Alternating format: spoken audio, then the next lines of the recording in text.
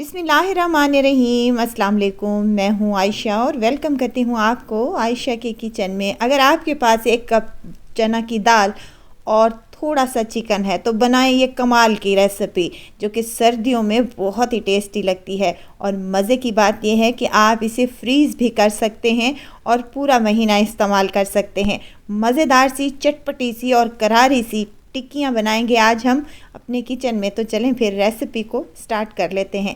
यहाँ पर मैंने 1 कप चना की दाल ली है। दाल को अच्छे से चुन लें और उसके बाद इसमें गर्म पानी ऐड कर लें। गर्म पानी शामिल करेंगे तो ये बहुत ही जल्दी सोग हो जाएगी, भीग जाएगी और ये बहुत ही अच्छी सॉफ्ट सी हो जाएगी। इसको तकरीबन आधे घंटे के लिए आपने छोड़ देना है।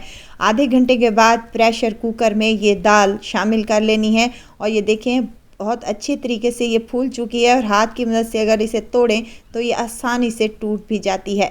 अब इसमें मैं आधा किलो के करीब चिकन शामिल करूंगी। बोनलेस चिकन है, आप चाहें तो हड्डी वाला भी इस्तेमाल कर सकते हैं। इसमें शामिल करूंगी 1 मीडियम साइज़ का प्याज, 6 से 7 जवे लहसुन के, 2 हरी मिर्चें जिनको काट लिया है और 1 इंच का अदरक का टुकड़ा। इसमें जाएगी सुर्ख मिर्च कुटी हुई, 1 चम्मच के बराबर नमक, हाफ टेबल स्पून शामिल करूंगी, बाद में सेट कर लेंगे अगर कम हुआ तो। खुश्क धनिए का पाउडर 1 टेबल स्पून भरकर। इसमें मैं गरम मसाले शामिल कर रही हूँ खड़े, सिर्फ 2 अदद। 1 सफ़ेद ज़ीरा शामिल करूँगी 1 चम्मच, 2 बड़ी इलायचियाँ और दालचीनी की 1 स्टिक है मेरे पास। इसको शामिल करने के बाद हमने इसमें पानी शामिल कर लेना है, इतना दाल और चिकन इसमें डूब जाए, बस आपने इतना पानी शामिल करना है। क्योंकि चिकन जो होता है बोनलेस वो जल्दी गल जाता है, दाल भी हमारी भीगी हुई है, तो इसलिए मैंने पानी कम इस्तेमाल किया है। वज़न में देखें तो तकरीबन 1.5 गिलास पानी शामिल किया है। हल्दी मैंने डालना भूल गई थी तो आपने इसमें हल्दी शामिल कर लेनी है और इसे तकरीबन आधे घंटे के लिए प्रेशर लगा देना है। और आधे घंटे के बाद देखें प्रेशर मैंने खोला है और इसका तमाम प्रेशर निकालने के बाद मैंने इसकी तमाम चिकन निकाल लेनी है और जो हमने गरम मसाला शामिल किया था वो भी हमने निकाल लेना है। अब दाल को अलहदा और चिकन को हमने अलहदा से चॉपर में डालने के बाद चॉप कर लिया है।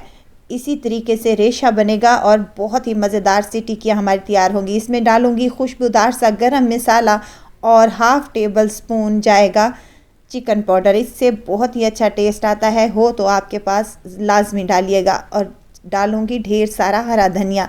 आप यहाँ पर हरी मिर्च का भी इस्तेमाल कर सकते हैं बारीक काट कर, लेकिन मैंने बॉइलिंग करते वक्त इसमें हरी मिर्चों का इस्तेमाल किया था तो यहाँ पर मैं नहीं डाल रही। अब आपको लगे कि आपका मिक्सचर थोड़ा सा पतला है तो आपने क्या करना है, आधे घंटे के लिए इस मिक्सचर को आपने फ्रिज में रख देना है। इससे क्या होगा कि हमारा जो मिक्सचर है वो अच्छे से सेट हो जाएगा और हमारी टिक्कियाँ बहुत ही मज़ेदार और टेस्टी बनेगी। अब यहाँ पर आधे घंटे के लिए मैंने इसको छोड़ दिया था। हल्का सा हमने हाथों पर ऑयल लगा लेना है और इसकी टिक्कियाँ तैयार कर लेनी है। जिस साइज़ में आपको टिक्कियाँ चाहिए आपने उसी साइज़ में तैयार कर लेनी है। देखें यहाँ पर मैंने तमाम टिक्कियाँ रेडी कर ली हैं। इसी पॉइंट पर आप चाहें तो इसको फ्रीज़ भी कर सकते हैं और पूरा महीना इसको इस्तेमाल कर सकते हैं। अब आती है कोटिंग की बारी। मैं यहाँ पर अंडों की कोटिंग कर रही हूँ। 3 अदद मैंने अंडे ले लिए हैं, उसमें हल्का सा नमक और हल्की सी काली मिर्च शामिल की है ताकि कोटिंग भी हमारी फीकी ना रहे। अब इसको हमने अच्छे से फेंट लेना है। अंडों को अच्छे से फेंटेंगे तभी हमारी जो टिक्कियों की कोटिंग है वो बहुत ही शानदार सी बनेगी। अब एक एक शामी को उठाएंगे और इस अंडे वाले मिक्सचर में डिप करते हुए पैन में शामिल कर देंगे। वीडियो तो स्टेज पर अगर आपको ज़रा सी भी अच्छी लग रही हो तो लाइक करें, सब्सक्राइब करें और साथ में बेल आइकन के बटन को भी ज़रूर प्रेस कर दिया करें ताकि मेरी हर नई आने वाली वीडियो आप तक पहुंचती रहे। मीडियम हाई फ्लेम पर हमने इनको फ्राई कर लेना है दोनों साइडों से। बहुत ही आसानी से हो जाएंगे और फटाफट से हो जाएंगी। अब मैं यहाँ पर आपको तोड़ के दिखाती हूँ कितनी सॉफ्ट, जूसी और मज़ेदार सी, रेशेदार सी हमारी टिक्कियाँ बनकर तैयार हो चुकी हैं।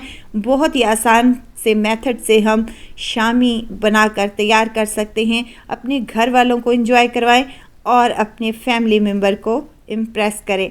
आप इसको चाहें तो बर्गर में भी बना सकते हैं। जो चिकन बर्गर होता है, पैटी बर्गर भी बना सकते हैं, इनका एज इट इज़ भी खा सकते हैं, जैसे आपका दिल करे। तो आपने क्या करना है, अपने घरों पर ज़रूर ट्राई करना है और दुआओं में मुझे ज़रूर याद रखना है। खुश रहें, खुशियाँ बांटें। इजाज़त चाहती हूँ, फिर आऊँगी इंशाल्लाह एक नई और मज़ेदार सी चटपटी रेसिपी के साथ। आयशा को दीजिए इजाज़त। अपना बहुत सारा ख्याल रखिएगा, दुआओं में मुझे याद रखिएगा। अल्लाह हाफिज़।